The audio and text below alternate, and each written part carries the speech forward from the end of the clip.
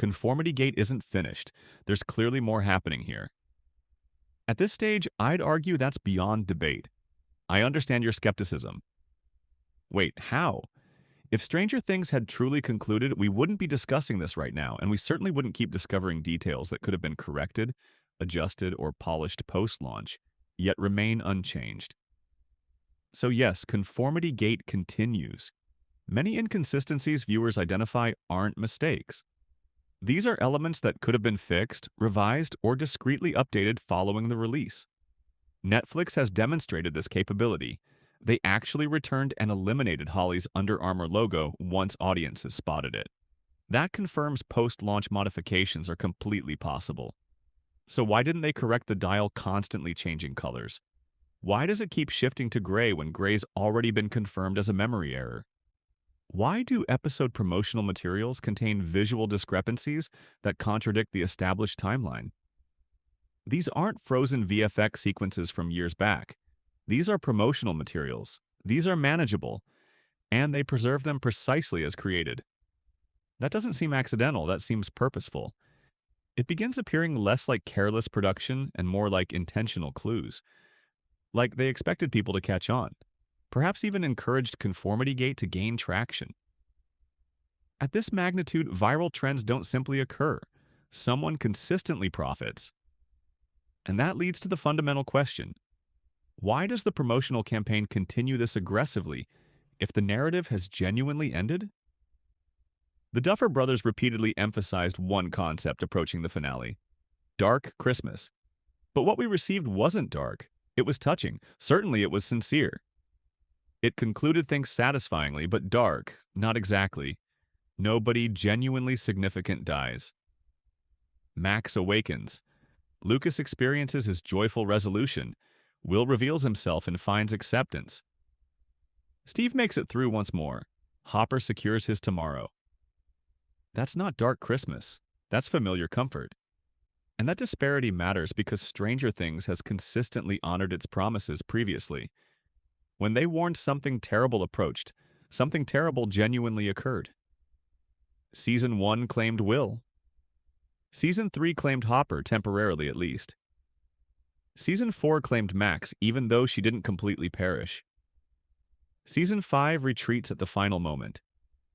It almost appears like we witnessed an ending crafted to feel secure, like something intended to reassure everyone. And I don't care whether anyone agrees with me. Something, yes, that appears comfortable, but there's simply something wrong about it. And that can feel deeply unsettling in its own manner. And I'll mention this, having viewed the ultimate version of the concluding episode of the final season of Stranger Things, approximately. Regarding the finale and for audiences to watch the finales, how many episodes did they have? I'm uncertain if I'm permitted to reveal is it at minimum 10. Audiences were upset about the final episode of Game of Thrones, and this is the element that somewhat retcons. We return. Precisely. We return and we rewrite what happened. Somehow, I existed in a different moment, and when you pair that with how effortless the final confrontation was, it begins feeling incorrect.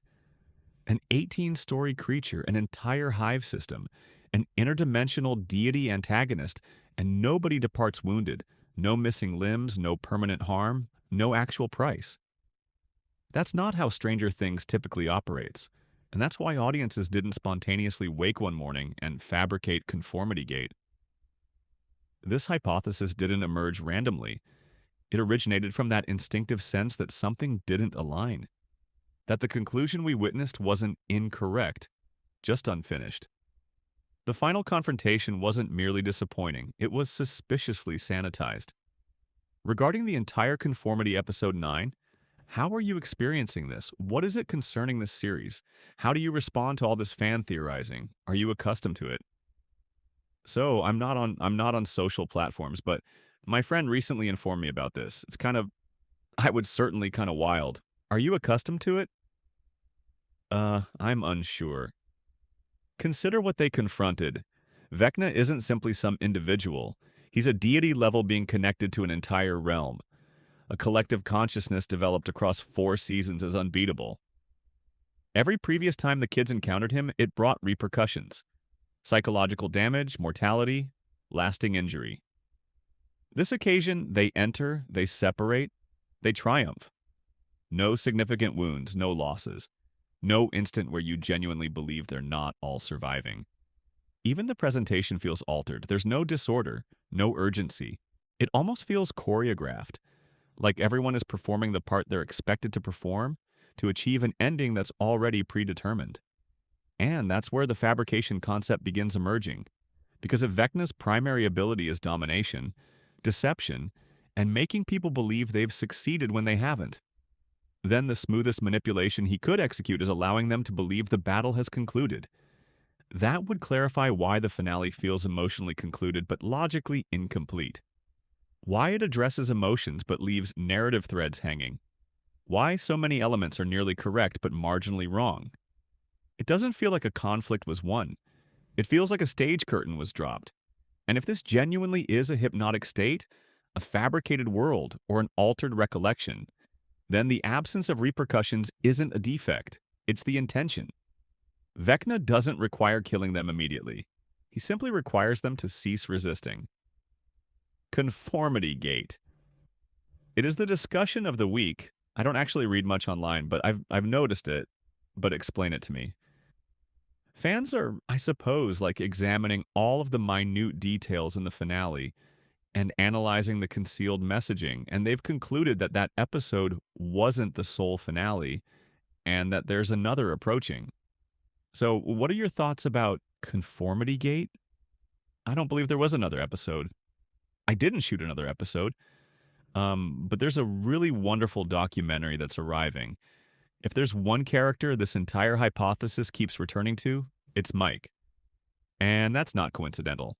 Mike isn't merely the narrator at the conclusion. He's the chronicle keeper, the game master, the singular person whose function throughout the series has been about constructing meaning, interpreting disorder, and transforming fear into something comprehensible. So, when the finale concludes with Mike literally narrating a story that resonates, what's peculiar is how transformed he appears in that epilogue. He's composed, excessively composed. He's not questioning anything, he's not resisting. He acknowledges the ending as though it's already determined, even though everything we've witnessed before indicates Mike never ceases asking questions when something feels off. Then there are the visual connections. The stance, the hairstyle, the composition, the way he's arranged mirrors Henry Creel more than it mirrors early season Mike. That's not subtle, that's deliberate. If Vecna required one consciousness to stabilize an illusion, Mike makes horrifying sense. He's emotionally fragile. He's profoundly connected to Eleven. And most critically, he's the individual who can persuade everyone else that the narrative makes sense. That would clarify why certain characters feel off, but nobody responds to it. Why contradictions exist but are dismissed. If Mike accepts this as how things conclude, the remaining group follows his direction, just like they consistently have. This also recontextualizes the conformity concept. It's not about everyone being mentally dominated in some transparent way. It's about acceptance, about selecting the version of reality that inflicts the least pain. Mike doesn't desire to fight anymore. He doesn't desire to lose anyone else. So, if Vecna presents him a world where the story feels finished, where the suffering is packaged neatly, why wouldn't he accept it? And that's the frightening aspect, because if Mike is the foundation, then shattering the illusion doesn't begin with confronting Vecna again. It begins with Mike awakening. The Stranger Things finale doesn't simply feel emotionally wrong. It violates the internal consistency the show has spent 5 seasons meticulously establishing. This show is meticulous about principles. The Upside Down has principles. Vecna's abilities have principles. Memories, psychological wounds, time, portals, all of it follows sequences. And then abruptly in the finale, those principles stop applying. Characters stop responding the way they consistently have. The hive consciousness barely activates. Vecna's presence feels removed instead of overwhelming. Will, who has been a living sensor for threat since Season 1, barely detects anything following the fight. That alone should trigger warnings. In previous seasons, Will could perceive Vecna from great distances. His neck would ignite. His body would freeze. His voice would transform. But here, after supposedly vanquishing Vecna conclusively, Will just continues forward. That's not development. That's contradiction. Same with Mike. The show has never portrayed him as someone who releases things easily. He fixates. He becomes consumed.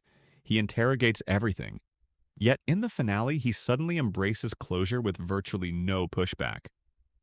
That's not Mike Wheeler.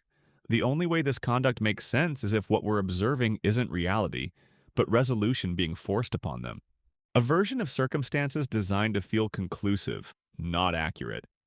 Vecna's primary weapon has never been physical strength. It's domination, mental domination, making people embrace falsehoods because they're simpler than the truth. And that's precisely what the finale feels like. Not a triumph, a compromise. A version of the narrative where everyone ceases asking questions, where the world feels quieter, where the pain is numbed, where the fight feels finished even though nothing was truly resolved. That's why people didn't simply dislike the ending, they dismissed it. Because instinctively it doesn't function like a Stranger Things ending. It functions like something imitating one. And if that's intentional, then episode 9 isn't additional content. It's the moment the fabrication shatters. In direct acknowledgement of Conformity Gate, the Duffer brothers were questioned very recently if they would ever contemplate adding more to the narrative or resurrecting characters. And their response was brief, but significant. Never say never. That alone doesn't validate anything, but it does reestablish the possibility, especially when this question is being posed right as Conformity Gate is controlling the conversation. Timing is significant here. And this wasn't some archived quote being repurposed. This was released yesterday. Current, pertinent. They continued by joking that in 20 years, if they're financially struggling and need income, Stranger Things is their insurance policy. And I'm uncertain about you, but that didn't resonate correctly with me either. Not because it's implausible, but because it positions returning to this universe as a financial move instead of a creative calling. Not about incomplete concepts. Not about characters they've inhabited for 10 years. Not about fans posing legitimate questions, just finances. And that's strange. This isn't a modest independent production. Stranger Things is among the most triumphant shows ever created. If they desired money, there are simpler approaches than reopening a story this expansive. Which prompts wondering, is that statement deflection? Is it irony? Or is it a method to avoid a conversation they're not prepared to engage yet? Because if the story was genuinely watertight and complete, there'd be no motivation to joke about a return whatsoever.